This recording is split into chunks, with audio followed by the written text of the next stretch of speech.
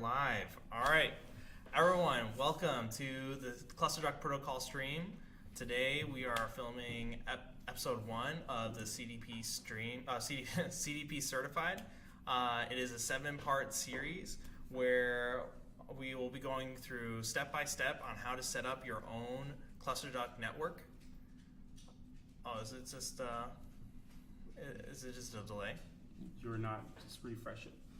It's going. Oh no, we have a new stream now.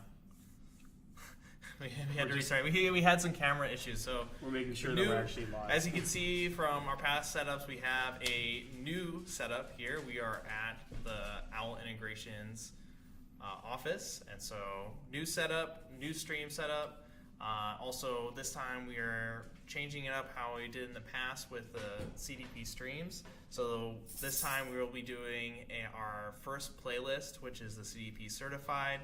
And we'll be going over how to make your own CDP mesh network so that you can use for things like creating your own disaster resilience communication network, or setting up your own agriculture sensor network, weather station, or even being able to connect to your edge nodes anywhere that is maybe difficult to reach. So today, so if we go, oh, you don't have the, yeah, okay. Yeah, so here's our little welcome slide. It's switching, okay.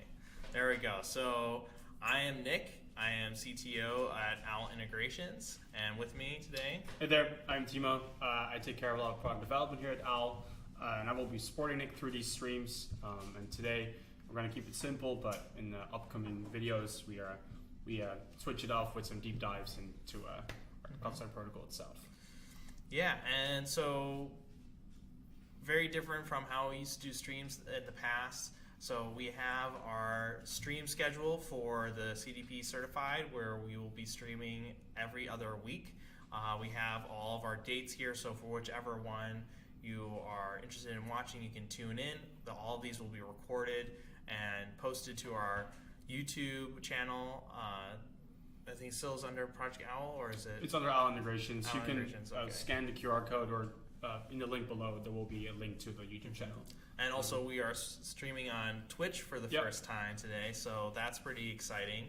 I think we're still under the ClusterDuck game, but or this is the ClusterDuck, but not too bad. So today we have, as you can see, our first stream. It is the introduction to the ClusterDuck protocol.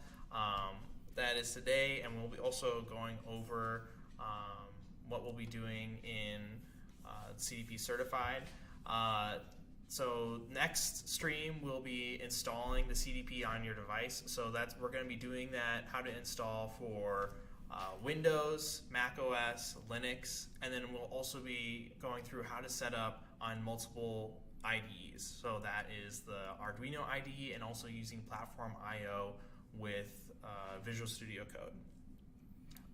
After that, we will actually be setting up our first ducks, and so we'll be walking through how to use the different examples. What does it mean to be different types of ducks? How to use them, and also why you might want to choose using one duck versus another. Then after that, we'll be going into how to actually deploy your network in the field. So, how far apart do they need to be from each other? What are some tips and tricks that we have learned over the past 3 years of deploying these devices? And then the next stream, so stream 5, we're going to do a deeper dive, where we're going into how do I set up sensors with my ducks and how do I collect that data. Episode 6, we're going to be going into how to secure your network, being able to protect your data through encryption. And then the final episode, we're going to be doing somewhat of a final project where we will be building a complex weather station with multiple sensors and go through the deployment on how to set that up. Yeah, because during deploying multiple mesh networks in the past, we have a lot of experience, and we're just trying to make sure that we can share as much of our insight in how mesh network nodes operate. And if you don't know what a duck means, we'll go into that later. But it's kind of like a quick overview. The first one is for us also a little bit of a test, so hopefully we can go through it smoothly. It's a new format for us. So before we, in the past, our past streams, you'll see we just kind of dove into coding, and it was very complex, hard to follow. But here we have a strict plan of what we want to go over during each stream. So it's going to be a little bit of a learning curve for us, but we think this is going to be a lot better. It's going to be give you guys, the viewers, a better idea of what's going to be happening during the streams. And also on top of it, it is a stream format, so we hope that you will ask us questions along the way. So it's not just us talking. We hope that people, if you have some questions or you're struggling with something, we'll also go into how we can help. That also being said, you should also reach out to us on our Slack channel, where we'll be posting all the updates for our streams. Also, we're going to talk about later the developer kit, so that will go along with this stream. So we'll also have a link below on how to join our Slack, where we have access to our whole community, as well as us for asking help when we're not streaming. Yeah, it's going to be I would say call it easy to follow. It's not going to be very in-depth in code. We're going to keep it simple. Don't be scared. The previous streams you might have seen are like intense coding, but we promise we won't even go that far at this moment in time. So before we dive into the more technical stuff, I kind of want to give introduction on who we are and why we're doing this. Sorry. You're getting very excited, Timo. So just kind of giving an overview. So we're talking a little bit about CDP certified, but also kind of going down to our roots. So where does the CDP come from? A little bit about Owl integrations and Project Owl, and then also what the technology works, and then also what to be looking forward to in the future. So without further ado, Timo, you want to go over where this all started 3 years ago? So you might have heard of us before. We're currently Owl Integrations, but we used to be Project Owl. We're a small company based here in New York City. Coming back to our foundation is in 2018, there was a big challenge set out by IBM, which is a big technology company. And they focused on getting developers together to find solutions for people during natural disasters. They challenged developers all around the world to come up with their own little projects to find creative ways to leverage modern technology to help people in these scenarios. What we saw in 2017 was Maria, which is a hurricane, hit Puerto Rico, the island here south of America. And what happened, Maria destroyed all communications. Devastated the island. Power was offline, cell towers were destroyed, and people had no way to communicate with each other. When this call for code challenge came along, we remembered this and we said to ourselves, hey, we think we can find maybe a solution to help with this big problem on the island of Puerto Rico. And that was the first beginning of us thinking about communication networks for natural disasters. And we built a proof of concept for this challenge. And we spent a couple months on it, putting together our first initial thoughts on how can you leverage small, cheap electronics during a disaster to be able to communicate, because people were not able to communicate with their loved ones on the other side of the island or anywhere here in the mainland. And I think still to this day, there's a lot of parts of the island that are still vulnerable to these disasters and have no way to communicate with each other. Yeah, since we started working on CDP, we've been in Puerto Rico multiple times, and we were surprised that, even though it's part of the United States, it's still many parts of Puerto Rico struggle with getting power. And even at other natural disasters we'll go into later about like the earthquakes there, and but it was very surprising that how much devastation Hurricane Maria did, and also with the current climate, these storms are only going to get worse around the world. So we were fortunate enough to win this call for code, and then we found ourselves in a position where we wanted to expand this technology, take it from the proof of concept and actually implement it into places like Puerto Rico. We started doing this ourselves, where we did our first trip to Puerto Rico and tested the first technology pieces. But we quickly realized that our mission was to get more networks everywhere in the world to help more communities with disasters, but in general, just communication denied areas. And then we realized, or actually we kind of just made the decision to open source part of our technology. Because I think one of the pillars of open source is you can distribute your technology with anyone, anywhere, as quickly as you want, and people are able to modify it, make it their own. And this was great because we saw multiple communities around the world that needed something like this, but maybe a little bit different.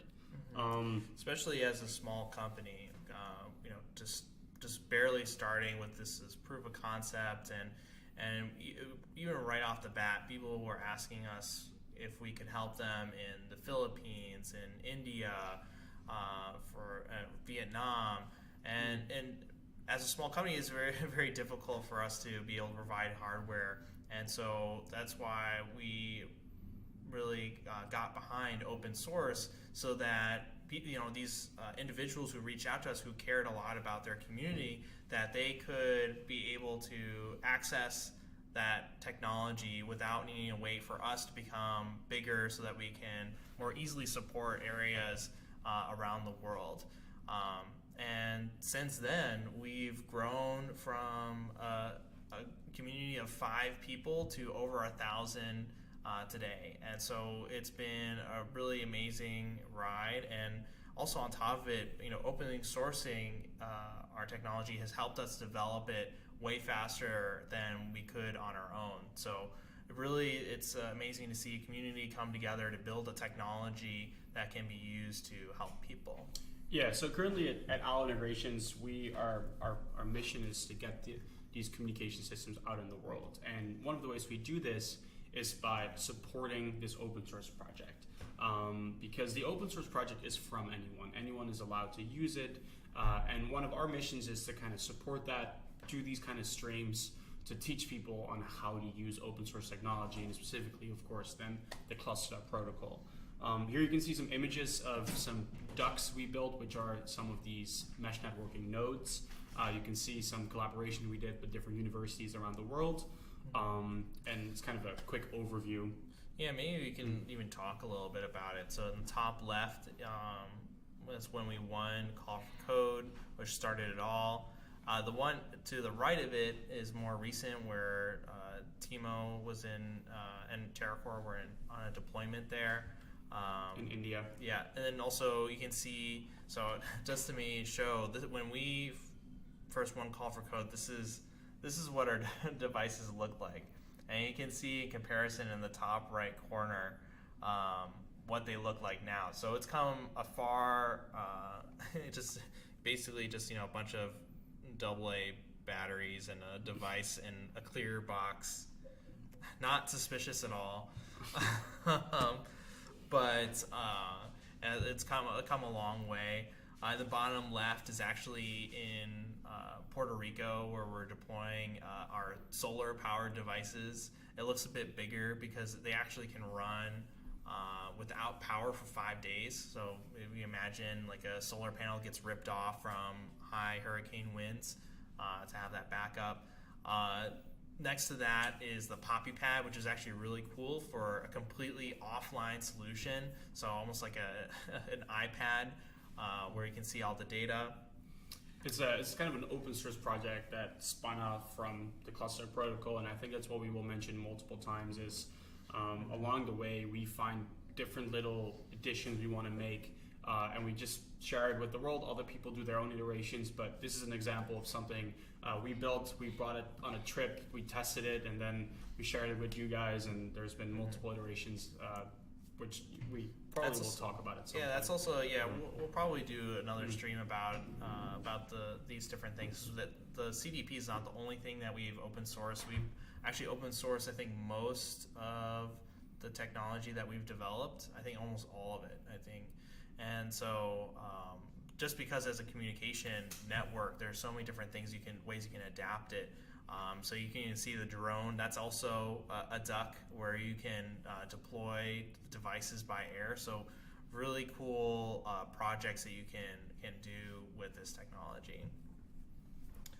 So speaking of the technology, so how does it work? What are the main components? So one of the things I've been throwing out there is mesh. So it is a mesh network, which means that it is a group of devices, a network of devices that are all interconnected with each other. This is really important for situations like natural disaster where you can't say that the device might get knocked over. I mean, you saw that we were putting these devices on poles and stuff like this. A tree could fall down and break it. Where if you had traditional infrastructure like power lines, this would cut out all of the communications further down the power lines. The benefit of mesh is that because there are so many different nodes that are interconnected with each other, even if they are moved around or anything like that, or if a couple disappear, the message is still guaranteed to reach its destination. So it's a kind of a self-healing sort of network.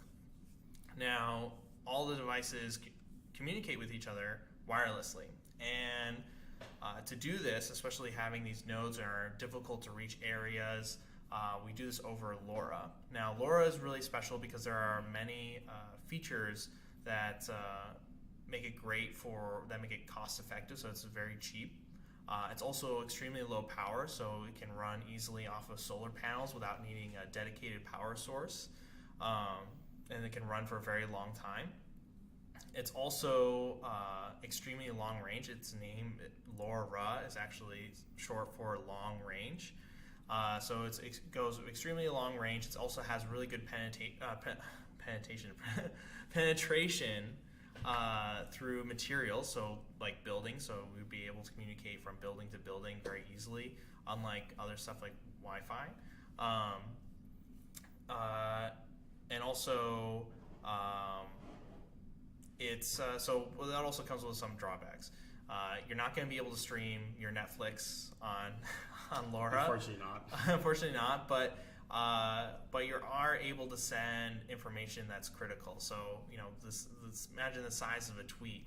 Being able to tell someone, like your loved one in home, like, hey, I'm okay. My name and my location, my status. That makes a huge difference in a connectivity denied zone.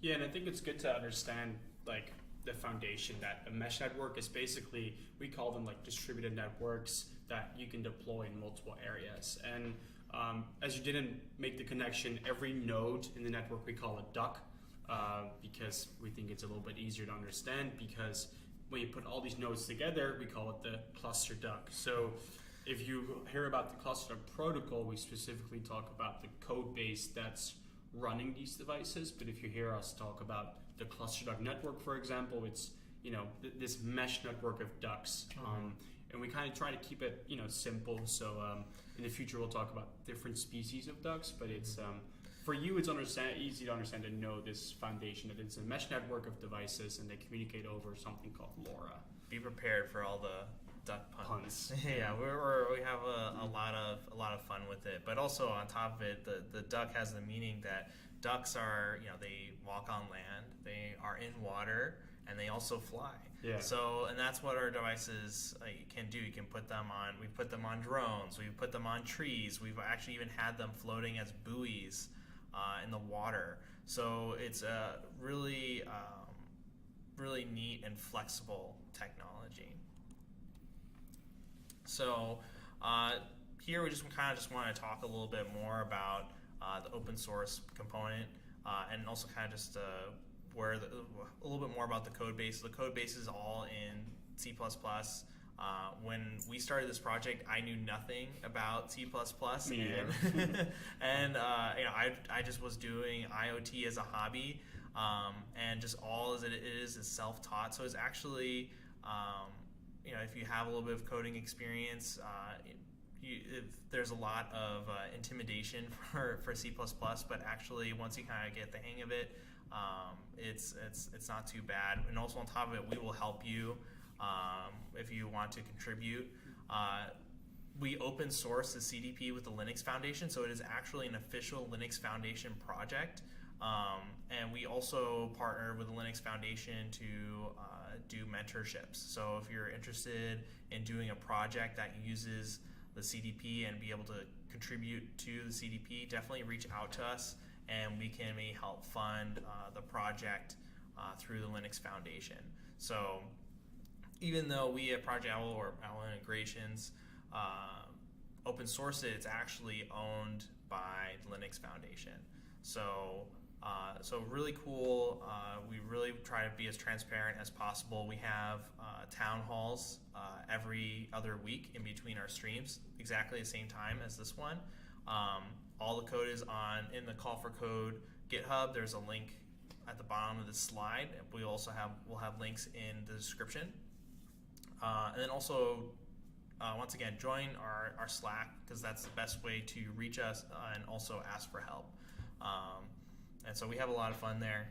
It's a great place to ask questions, kind of keep following updates and things, because it's kind of a great way to just keep everybody in the same place. We do post things on GitHub, but it's code specific, so Slack is a great place to ask questions, getting conversations, etc. And even to talk about ideas that aren't code specific. So where we have a lot of interesting discussions about how to deploy, or can you use it in this certain situation, or how can I bring this to my community. Slack is a great way to talk, and we have a lot of active community members who, if we're not available, who help out. So we even have a lot of ham operators who join in, emergency personnel, developers, of course, and so it's just really interesting. A lot of emergency response people. Yep. So we had some people from the Cajun Navy. So it was a really interesting group of people. So definitely check out our Slack. We'll have the link down below. So now, what is it? We've talked a lot about all the things that it can do, but we haven't really given an idea of what does that look like, and how can I actually interact with it. So we talked about mesh. So you can see in the middle here we have a little diagram where we have a couple different types of duck. We have the mama duck and papa duck, and they're working in a mesh network. And so how does someone use a duck? And so in a disaster situation, you don't have internet. You can't download an app or something of the like to be able to interface with these devices. And so that's why every single device has a Wi-Fi access point. So because the devices are so cheap, we hope that you can be able to very easily blanket an area with thousands of ducks all over the place, so that anyone can just walk up at the end of their street and find one of these devices and connect to them with their phone. So you connect to the Wi-Fi access point, and kind of like how when you connect to the Wi-Fi at Starbucks or at a hotel, a little pop-up will come up. Now, because this is all offline and we're not streaming stuff like Netflix or anything like that, you're not actually connected to the internet, but that pop-up, it works kind of just like an app where you can send messages to the duck or even control it. We've used it for things like being able to change the settings of the duck, or be able to see get data from the duck. But originally we developed it so that people in a disaster situation could interface with the duck and be able to send messages.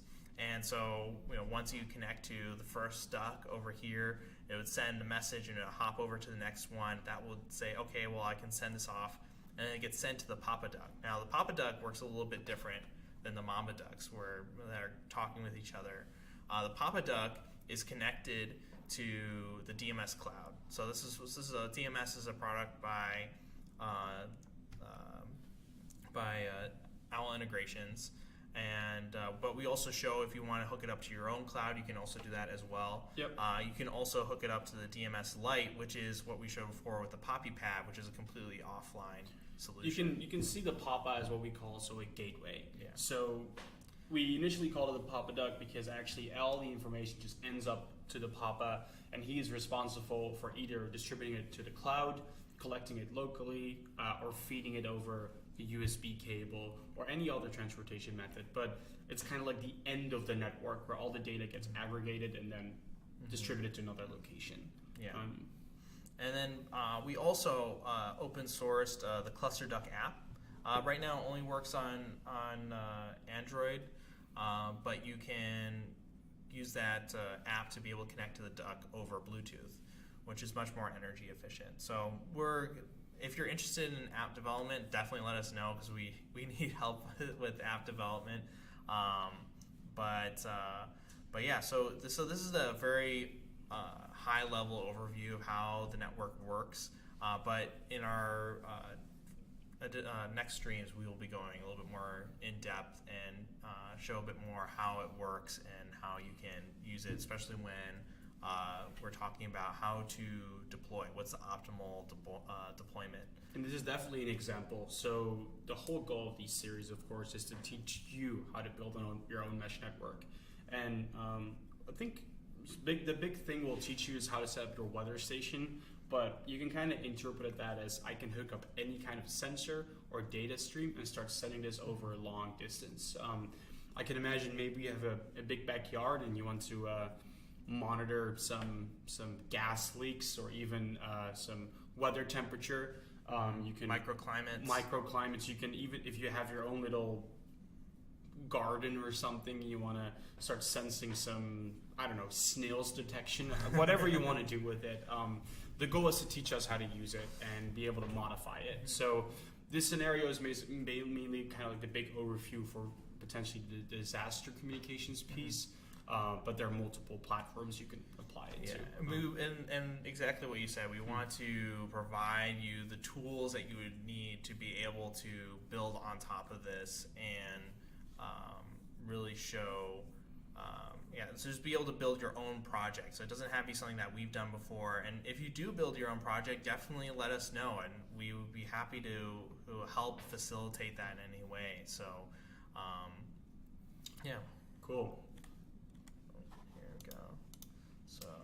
So yeah, that being said, so projects. So some of the projects that we've actually built on the CDP. There's a big variety of projects. There's a lot of community projects out there. Us specifically have done our own little projects, and then Owl Integrations has used this technology for multiple things. I want to start off with the colored little tube you can see on the right top corner, because that was probably my favorite one we did. Nick and I both love music festivals, and specifically the ones pre-COVID where there were a lot of people in a small area. You could not call it a disaster. It was, but not a natural disaster of any kind. But it kind of has the same similarities of these events where a lot of people get together, and the current infrastructure solutions are just overcrowded. People want to post their selfies and videos, and it's just, the networks get flooded. You've probably experienced this in anywhere. Like in large events, stadiums, or something like this, and you're trying to find your friends. So we found this thought of why can we not leverage our own little radio communication protocol to start talking to each other as like a chat function. This was really on the beginning of the ClusterDuck protocol, and what we did is we built these little light up cubes, these LED cubes we can bring to big festivals. People just thought they were a fun little device we can hold with some lights. Batons, yeah. But the cool thing was we were able to communicate with each other over our own little private network, because we set up our own little ClusterDuck protocol network for private areas, I would say, and then we leveraged our own janky app, which is currently a little bit better, to the new one that we open source is much cleaner than our Frankenstein app. But we basically started talking to each other like, hey, where are you? Where are you going? And it did have some flaws, and we can still iterate on it, but I think it shows a good application of this technology, the ClusterDuck protocol. The one next to it, which is that orange cube that's floating in space, with a beautiful picture of the Earth. A lot of people think it's Photoshop, but it's actually a real picture. Last March in 2020, we got together with a group of capstone students from California, from the University of Cal Poly, and we used the ClusterDuck Protocol to test low orbit communication systems. The goal here was to build cheap, we call them CubeSats, they're not officially CubeSats, but the same kind of form factor, to test the limitations of LoRa, and specifically the limitations of like our way of building these devices. So what we did was we sent up these two little weather balloons with these small devices underneath, and we used the ClusterDuck protocol to communicate from ground to low orbit over I think over 50 kilometers, almost 100,000, a little bit more, 140,000 feet almost, and we're able to receive data from all the way up there about the temperature, the location, the pressure, the gyroscope data from that device to planet Earth, which was fascinating. We built this device ourselves. We used our own little our own built electronics, and then we used the CDP to communicate from device to ground, which was for me one of the most amazing projects we ever worked on, and we definitely want to kind of keep working on this.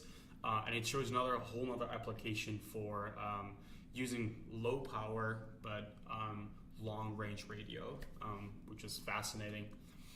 One other one on the right with the students there is the deployment we did in India, where we deployed these. It's the largest network that we've ever deployed. Largest network we ever deployed. It's up in Himachal Pradesh, which is a northern state in India, specifically in a city called Shimla. This was very interesting because Himachal Pradesh is laying on the ground, the first steps of the Himalayas. It's basically a mountain. You're just going up. So this introduced a whole new way of approaching radio because we had to communicate almost on an angle compared to maybe Puerto Rico where it's mostly flat. And this is interesting because we had to explore a whole new way of deploying devices because we rely on sunlight for our solar powers, but one side of the mountain, one side of the duck is covered by a mountain, also the sun won't be able to reach. So this is a very difficult deployment. It's one of the most challenging we have done, but it gave us a lot of lessons on how to, first of all, remotely control networks when you're in the United States and you want to control a network in India, and also about physically the deployment themselves. The one next to it is a solar duck, just another duck, just a different species, different case. It's in Humacao, and it's actually on top of the City Hall building. Yeah, So, in Puerto Rico. In Puerto Rico, yeah. So it's very beautiful. And you can see there, there are some mountains there, but the sun rises directly onto it. So it's able to run 24/7. It charges a battery pack, and might a disaster wipe out the solar panels, then the duck can still power itself from 5 to 6, 7 days almost to communicate almost a week after a disaster hits. And that's some of the things we have found as well is we're not a network where you can watch Netflix on or go on WhatsApp. We are a network where we're trying to bring communications from 0 to 1%.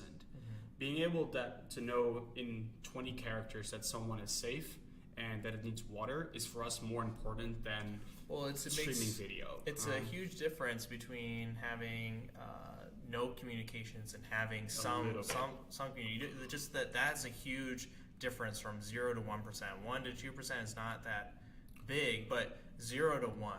Yeah. Having nothing to something is a big difference. And also, I love the picture on here is the kind of the humble beginnings in the bottom right corner. So you can see in the top left where we are now and where we were in the very beginning. Our first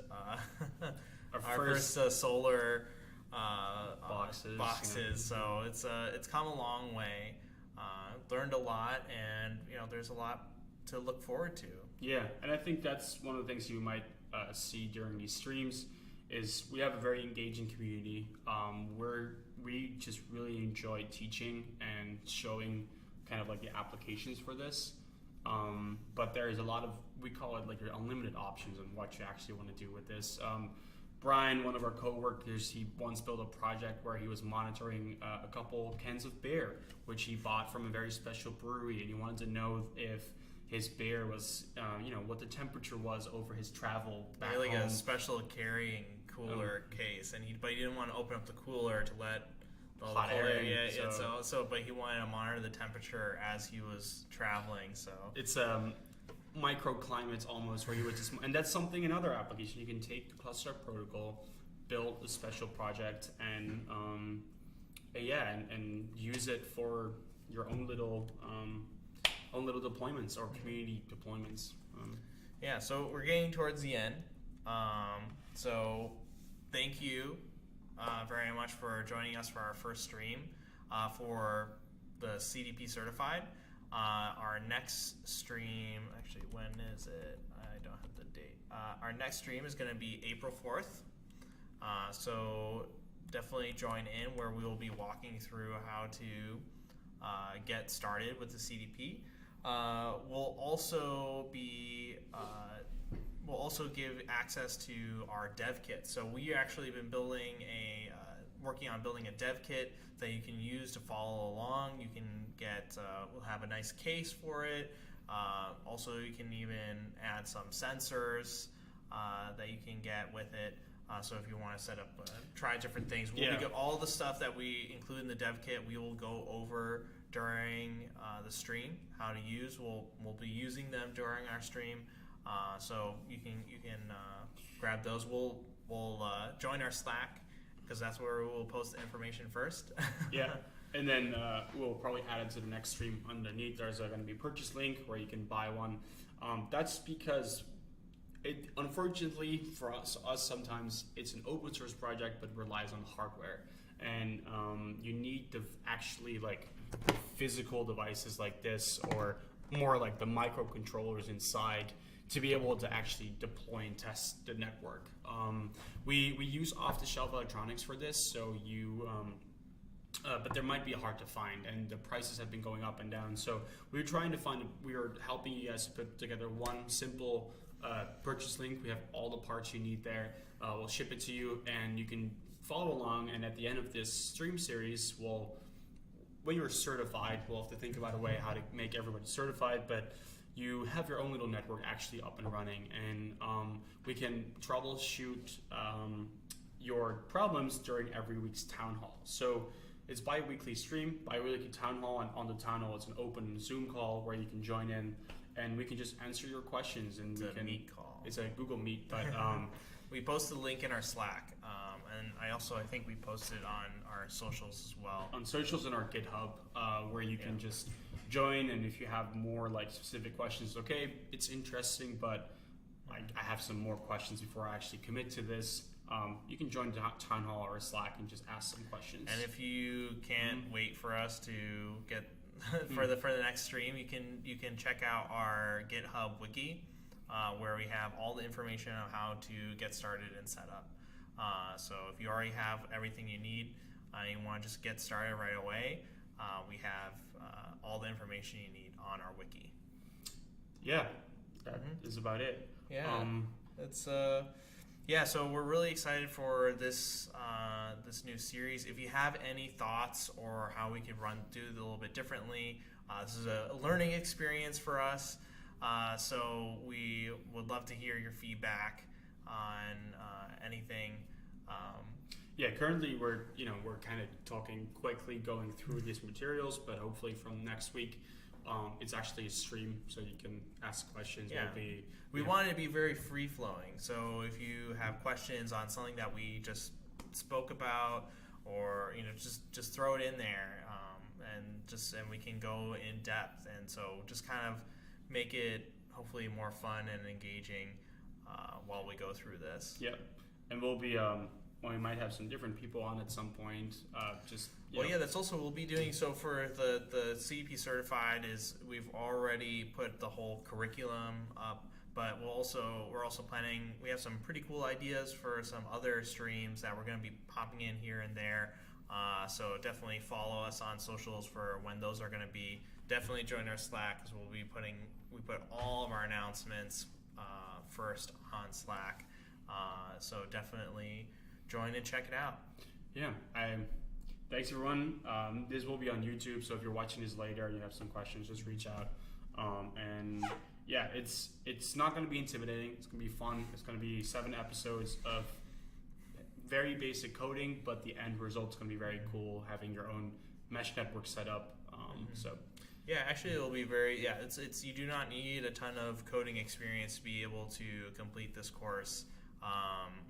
We have all the examples already set up for you and kind of just going through the steps, and we want you to learn, though, be able to, if you want to alter it in a different way or use it in a different way, you'll have the tools to be able to do that. So thanks again everyone for joining us for the CDP stream, and hopefully